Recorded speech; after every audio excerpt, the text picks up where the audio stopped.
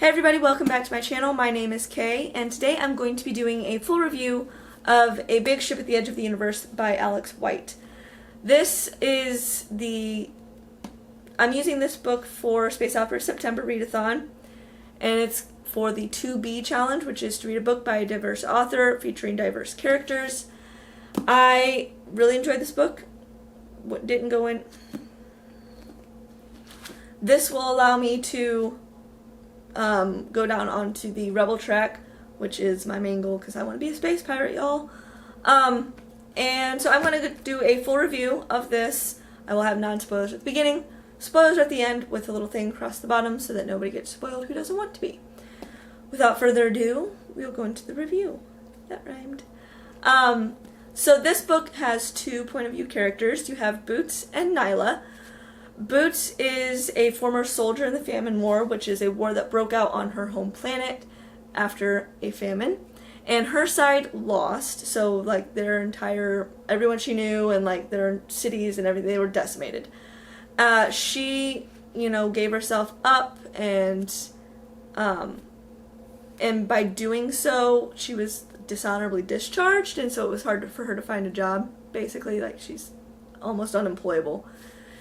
And at one point she did have a show on what they call The Link, it's like a television show, out hunting a relic of some sort. Can't remember what it was called. So she did that, and they did end up finding it, but her partner screwed her over, so she didn't really get any money out of it, so she's broke. And because she can't get a job, she sells star charts to people who are out looking for whatever, treasure, relics, whatever. But they're all fake, for the most part. She uses little bits of truth and kind of weaves it in there to make it more believable, but they're hoaxes. And that kind of comes back to bite her, because she had sold a star chart to her old crew on the Capricious, and it was fake, and it almost got them killed because they're out in the middle of nowhere in space, and somehow got stuck out there or something.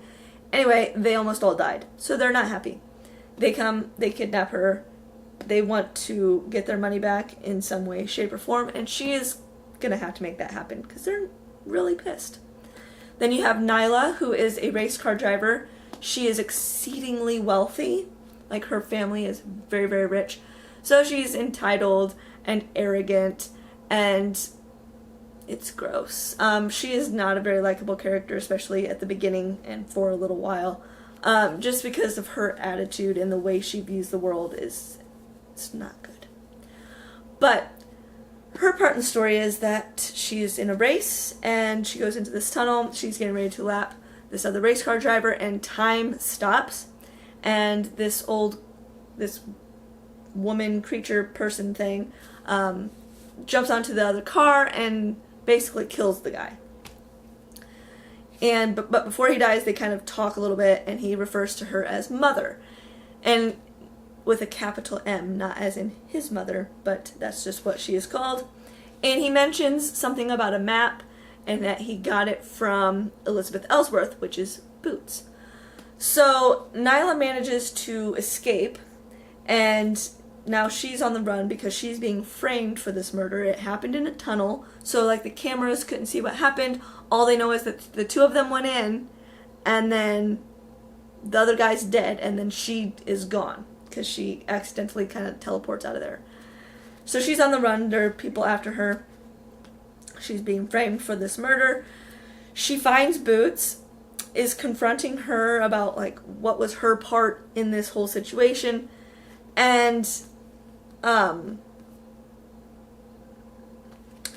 about that time, Captain Cordell and his crew from the Capricious catch up with them, and she ends up getting kidnapped along with Boots.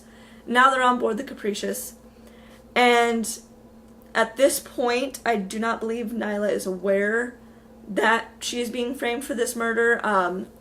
She just thinks, I'm not sure what she's thinking. Anyway, she's not aware that she is being framed for this murder, so she is still wanting to try to get back to her home world and let her dad kind of, fix things for her, because that's the type of character she is.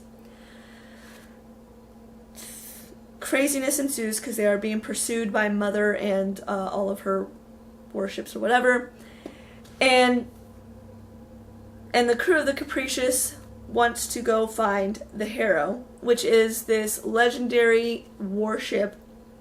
Some people think it's fake.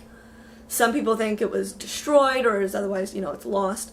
So so Captain Cordell wants Boots to help them find it because she did.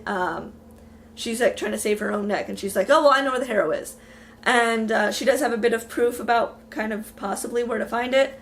So they're off to find that to make a big score, get lots of money, and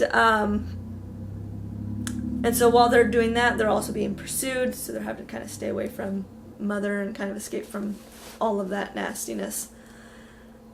I really like this book. I was kind of surprised because I didn't know anything about it before I picked it up. I was trying to just search for something that would fit the challenge for the readathon and came across this.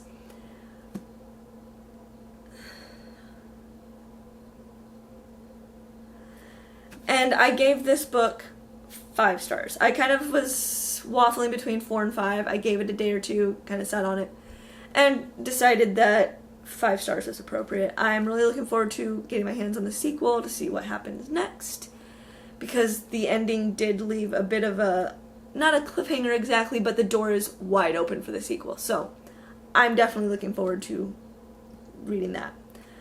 So what did I like about the book? So, what did I like about the book? I liked the kind of found family crew that's going on. You have Cordell, who is the captain. You have Orna, the quartermaster. You have Didier. He's the cook. Arnell, I think is his name. He's a datamancer type thing. I'm not entirely sure what he does. I think he's like the navigator. Yeah. I think he's the navigator. You have Aisha, who is the pilot. She is married to Malik, who is the doctor on board. And I think that's everybody. And so they're like this tight-knit group already. And then you have Boots and Nyla, who have to kind of work their way into being accepted by the crew because, everyone needs to be able to trust each other when you're trying to escape almost certain death. And so I always like a found family type of thing, similar to how it is in The Expanse, where they're like a family unit almost. That's how this crew operates, and I really like that. And then you have, then there's the magic system. So this is sci-fi, but there is like a science-y magic kind of thing.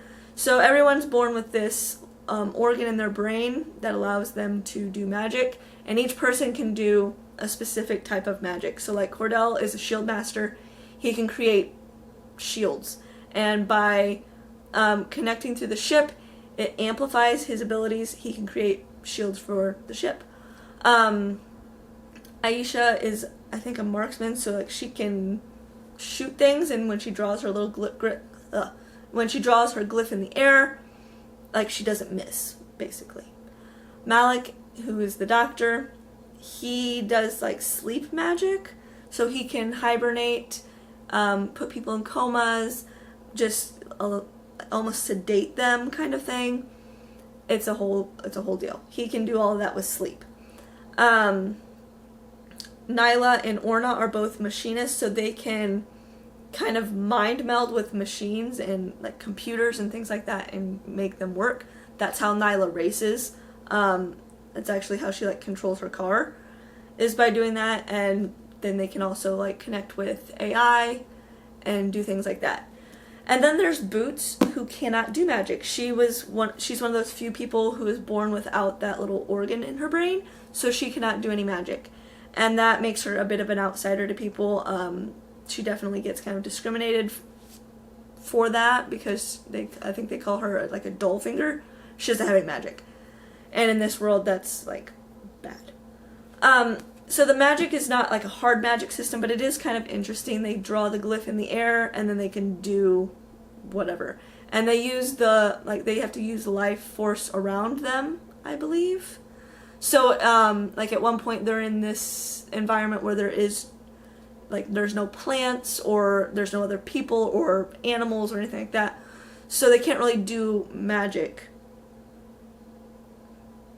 I guess. I don't know. It's weird. I'm not entirely sure how it works still. It's fine. Anyway, but the magic, it was kind of cool. And it obviously helped with the story. So,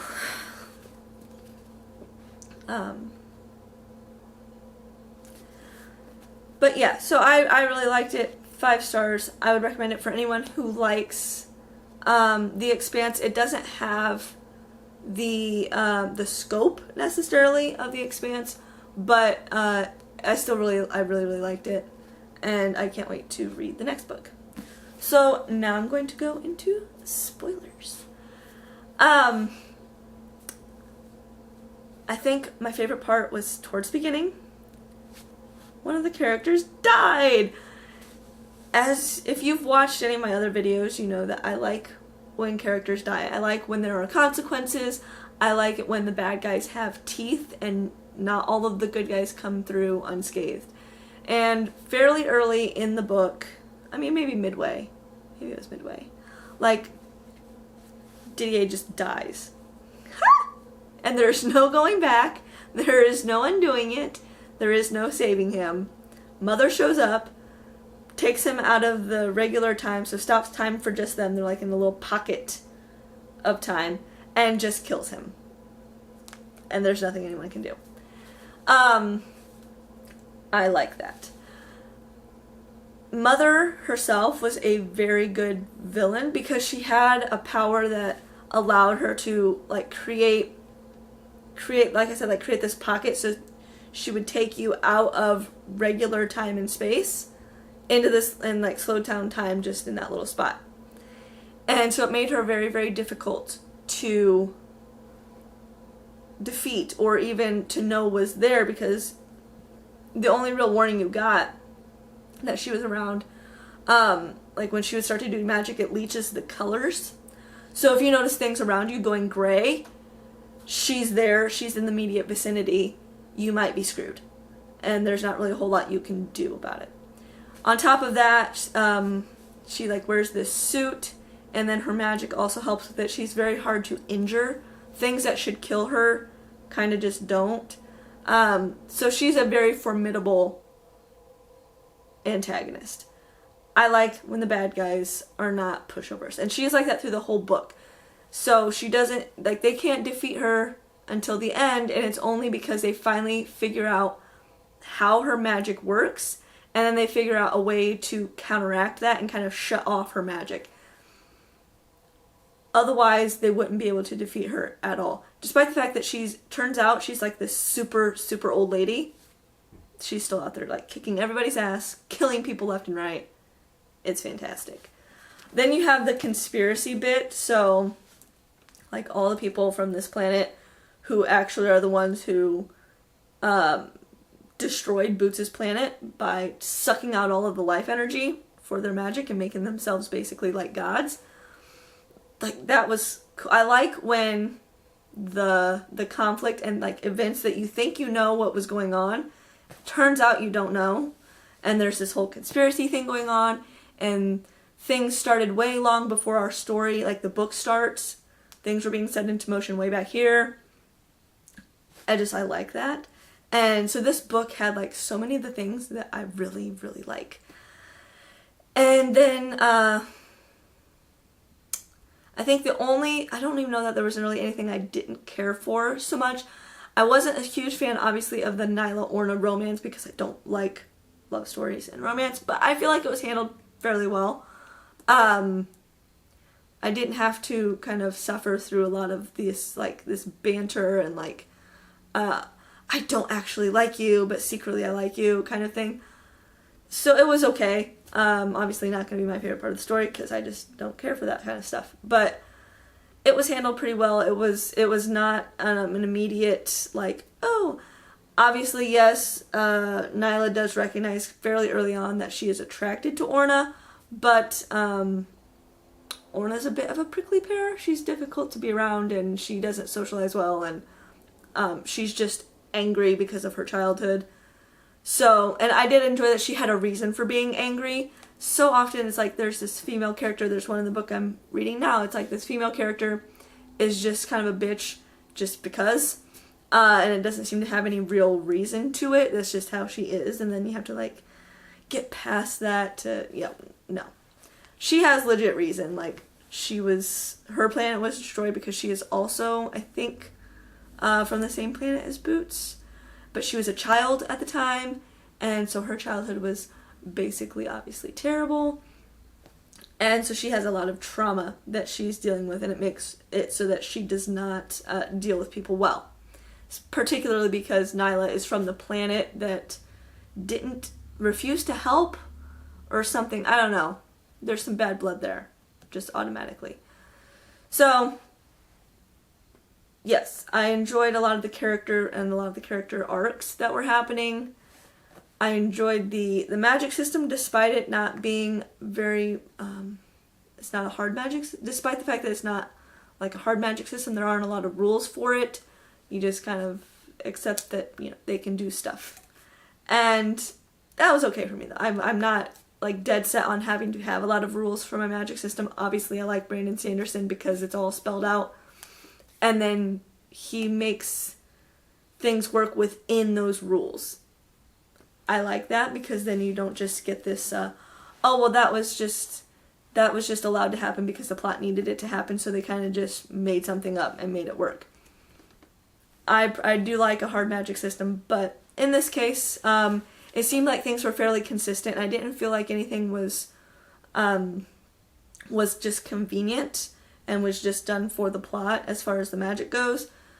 So it was fine. I think if it was filled with like, oh, all of a sudden now you can do this, and all of a sudden now this works this way because we need it to in this spot, then I would have had a problem with it. But the way that it was done didn't have any of that, so I was okay with it.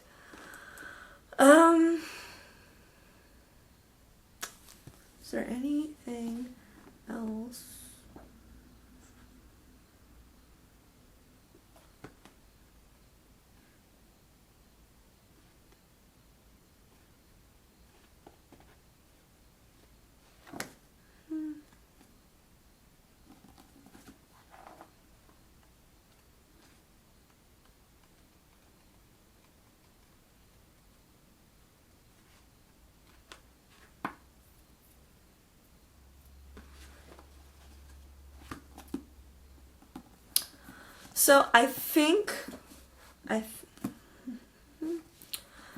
So I think that's all I have for Big Ship at the Edge of the Universe.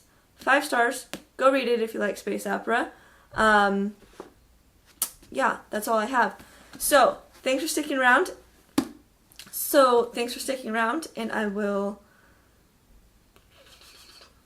So that's all I got. Thanks for sticking around. Like and subscribe down below if you want. Leave a comment if you have read this book and let me know what you thought about it. If you know of any other books that are similar to it, also let me know, because as usual, I'm always trying to find new books to read. So, thanks for sticking around, guys. I will see you next time. Bye!